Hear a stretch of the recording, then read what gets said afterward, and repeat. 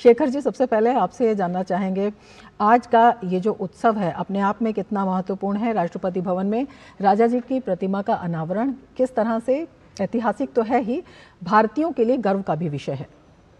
बिल्कुल, देखिए, केवल वो हमारे लास्ट गवर्नर जनरल नहीं थे, उससे पहले वो केंद्र में गृह मंत्री रह चुके हैं।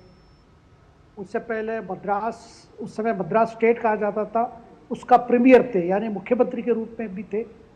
इसके अलावा पश्चिम बंगाल के गवर्नर भी रह चुके हैं और स्वाधीन संग्राम में उनकी बड़ी भूमिका थी और कांग्रेस में जो बड़े नेता में एक माने जाते थे।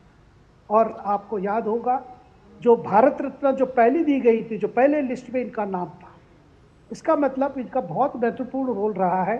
और लॉर्ड माउंटेन जाने के बाद यही पहली बार, तो क्योंकि तब तक केवल अंग्रेज गवर्नर जनरल बनते थे, ये पहली भारतीय जो है जो गवर्नर जनरल पहले, और उनका कार्यकाल उसी पीरियड से था, जून 1948 से लेकर 26 जनवरी 1950 तक, जब हमारी कॉन्स्टिट्यूशन को अडॉप्ट किया गया। उसके बाद राष्ट्रपति बने हमारे राजेंद्र बाबू। इसीलिए आज उनके लिए उसी भवन में, जो पहले वाइस रीगल लॉज जैसे कहा जाता था, क्योंकि अंग्रेज की जो ब्रिटिश क्राउन की रिप्रेजेंटेटिव के तौर पे वही रहते थे, उनकी दफ्तर भी वही था, वहां पर पहली भारतीय, वहां पे मतलब भारत स्वाधीन होने के बाद यह गौरव राजा जी को जाता है।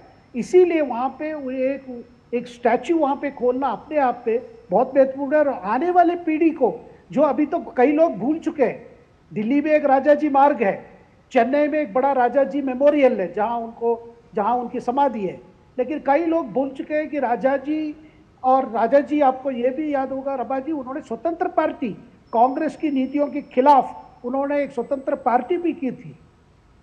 तो कई इनकी भूमिका रही है और बड़े लेखक भी थे। उनकी जो अंग्रेजी में रचे हुए रामायण और महाभारत जो अंग्रेजी में लिखे थे, आज भी बहुत पॉपुलर है।